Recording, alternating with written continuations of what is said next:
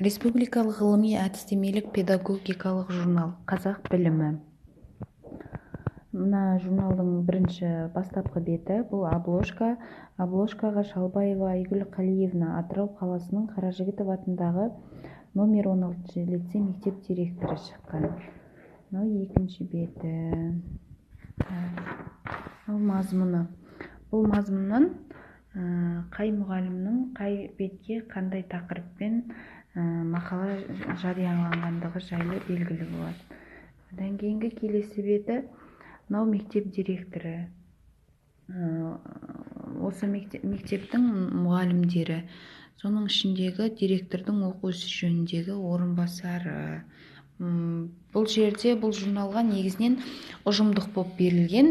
Ұжымдық болып берілгендіктен мына бастапқы беті тегін болады және бастапқы бетіне ұжымда